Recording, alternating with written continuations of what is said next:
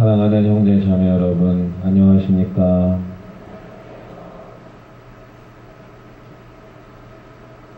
대임 시기를 어떻게 보내고 계십니까? 잘 보내고 계세요? 인간에게는 5가지 감각기관이 있습니다. 무엇이 있나요? 시각, 청각, 후각, 촉각, 미각, 이렇게 5가지 감각기관이 있죠. 여러분은 이 5가지 감각기관 중에 어떤 것이 예민합니까?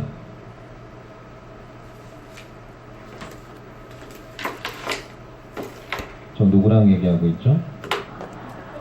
듣고 계세요? 다 예민하십니까? 저는 어떨까요? 저는 한 가지가 특히 예민하거든요. 저는 청각, 즉 귀가 상당히 예민한 편입니다. 아주 상당히. 평소에 미세한 소리도 잘 들리는 편이어서 집중해서 듣고 있노라면 어디에서 나는 소리인지가 얼추 예상이 됩니다. 그런데 제가 머물고 있는 사제관은 방음이 전혀 되지가 않아서 솔직히 말씀드리면 스트레스를 받을 때가 너무너무 많습니다. 특히나 휴식과 수면 혹은 기도든 공부든 제가 무언가를 집중하고 있는 상황에서 벽을 타고 들어오거나 창밖에서 들려오는 소음은 저에게 여간 곤욕스러운 일이 아닙니다. 그래서 제가 내린 결론은 이렇습니다. 소음에 익숙해지기란 불가능하다. 매번 똑같은 소음을 들을 때마다 짜증이 밀려오기 때문입니다. 이것 또한 어둠의 방해일 수 있을 텐데요. 예전에도 그랬고 요즘에도 변함없이 성능이 좋은 귀마개로 귀를 틀어막거나 TV나 음악을 크게 틀어놓고 그 소음을 피하려고는 하지만 참으로 신기한 것은 귀마개를 뚫고서라도 주변의 다른 소리를 뚫고서라도 그 소음은 꼭 들린다는 점입니다. 문득 그런 생각이 들었습니다. 제가 예수님의 음성을 소음으로 여긴 적은 없었는지 말입니다. 한 가지 변함없는 진리는 우리의 육신이 예수님의 음성을 거부한다 해도 그 음성은 우리의 영혼에 강렬하게 꽂힌다는 것입니다.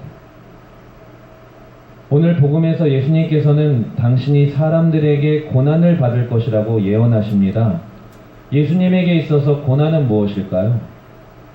사람들이 당신을 알아보지 못하는 것, 즉 사람들이 당신의 음성을 알아듣지 못하는 것이 아닐까요? 문득 호세아 예언서 11장 2절의 말씀이 떠오릅니다. 그러나 내가 부를수록 그들은 나에게서 멀어져 갔다. 그러나 내가 부를수록 그들은 나에게서 멀어져 갔다. 예수님께서 부를수록 당신을 따르는 이들은 그분에게 가까이 다가와야 하는데 오히려 반대로 그분으로부터 멀어져 간다니 이게 무슨 의미일까요? 이 구절을 제대로 알아듣는 열쇠는 앞뒤 문장의 순서에 있습니다.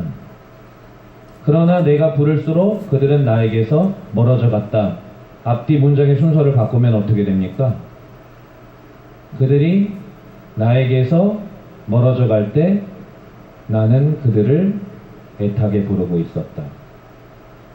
그들이 나에게서 멀어져 갈 때 나는 그들을 애타게 부르고 있었다. 사실 우리는 예수님의 음성이 들리지 않는다는 생각이 들면 그분께서 우리를 외면하셨다고 판단하여 실망을 하고 그분의 곁으로부터 점점 멀어지게 됩니다. 그런데 호세아 예언서를 통하여 우리는 알 수 있습니다.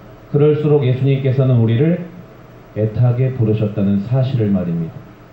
그렇다면 예수님의 말씀이 들리지 않는 이유는 단 한 가지입니다.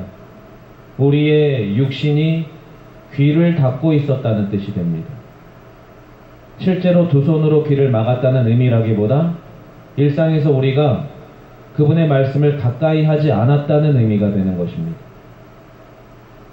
내가 평소에 예수님의 말씀을 가까이 하지도 않으면서, 즉 귀를 닫고 있다는 걸 깨닫지 못한 채 예수님께서 나에게 아무런 말씀이 없고 침묵을 지키신다며 그분을 원망하지는 않았습니까?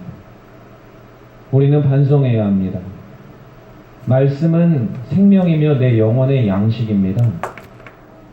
여러분 모두 늘 말씀을 가까이 하시고 말씀을 통해 하루를 살아가는 습관을 들이시기 바랍니다. 또한 성경 안에 담겨져 있는 예수님의 말씀을 소리내어 읽는 연습을 해보시기 바랍니다. 말씀을 읽고 그 소리를 듣는 습관은 묵상 및 관상에 큰 도움이 될 뿐만 아니라 나를 부르시는 그분의 음성과 그분의 마음을 느끼는 소중한 시간이 될 것입니다. 예수님께서는 매일의 말씀을 통해 내 영혼을 부르고 계십니다. 말씀을 눈으로만 읽었던 습관이 있었다면 이제는 말씀을 소리내어 읽으면서 동시에 그 소리를 집중하여 들어보고 하느님의 현존을 느껴보는 시간을 마련하시기 바랍니다. 여러분 모두 그동안 예수님께서 나를 얼마나 애타게 부르고 계셨는지, 또 앞으로 얼마나 나를 부르실지를 성찰해 보면서 다시금 그분의 곁을 향해 힘차게 나아갔으면 좋겠습니다. 잠시 묵상합시다. 우리는 현재 대림 제2주간을 보내고 있습니다. 12월 24일 오후 8시에 우리 센터에서 주님 성탄 전야 미사가 예정되어 있는데요. 본당별로 봉사를 하시거나 직책을 맡으신 분들은 오시기 힘드시겠지만 시간이 되시는 분들은 함께 오셔서 이렇게 주님 성탄을 함께 축하할 수 있는 그런 그 자리를 여러분들이 좀 빛내주셨으면 좋겠습니다. 미사 후에는 떡과 오뎅국 나눔도 있다고 하네요. 여러분들 시간 되시는 분들 함께 해주시기 바랍니다.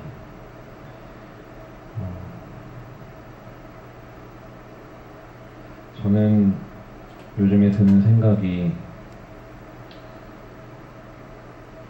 제가 이렇게 매일매일 미사를 집전할 수 있는 이런 상황에 대해서 하느님께 진심으로 감사드리거든요. 예전에는 그 감사하는 마음이 좀 약했습니다, 사실. 요즘 들어서 그 마음이 점점 강해지는 것을 느끼는데, 사실 이 시간도 하느님께서 저에게 주신 기회라고 생각해요. 그렇다면 이 기회를 제가 놓치면 안 되고, 그리고 여러분들에게 최대한 예수님의 현존을 느낄 수 있게끔 최선을 다하고 있거든요. 사제가 표징이 되니까요. 이 자리에 계신 분들 가운데 혹시 잠실 성당에 다니시는 분 손 한번 들어보시겠어요? 잠실 성당 교우분 계십니까? 안 계세요? 여러분이 익히 들어서 알고 계실 거예요. 잠실 성당의 1보자 신부님이 저희 동창 신부고요. 2보자 신부님이 새 신부님이신데, 신현박 아우소니어 신부님이라고, 신부님께서 지금 병원에 계신 거 알고 계세요? 많이 들으셨죠? 저는 엊그제 당산동 성당에 판공을 도와주러 갔었는데 그 자리에 동창 신부가 온 거예요. 잠실 성당 1보자 신부님이 오셔서 이런저런 얘기를 많이 들었는데, 신부님에 대한 지나친 관심이 유가족들에게는 큰 상처가 될 수 있습니다. 무슨 얘기냐면요, 신부님을 걱정하는 마음은 중요하지만 또 감사하지만 그 상황에 대해서 전달하는 그 과정에 내 생각이 포함이 되면 사실이 와전이 되고요, 소문이 이상하게 날 수 있습니다. 그것이 유가족들을 더 걱정하게 만드는 계기가 될 수도 있죠. 제가 사실을 좀 말씀드릴게요. 신부님이 지구 사제 모임이 있었는데 그 사제 모임에서 갑자기 심정지가 온 겁니다. 근데 원래 지병이 있으셨어요. 심장병이 원래 있는 분이셨는데 갑자기 심정지가 온 거예요. 심정지가 오게 되면 어떻게 됩니까? 네? 장기가 마비가 됩니다. 급하게 삼성병원에 간 거예요. 삼성병원에 갔는데 어떻게 진단이 나왔냐면 뇌사 상태로 진단이 났습니다. 그렇게 제 진단이 난 거예요. 근데 가족분들은 그 사실을 믿기가 어렵잖아요. 근데 더 중요한 것은 병원으로 가는 그 길에 어머니가 그 아들 신부님의 손을 잡고 계속 기도하셨대요. 아들 귀에다가. 아들아 정신 차려라.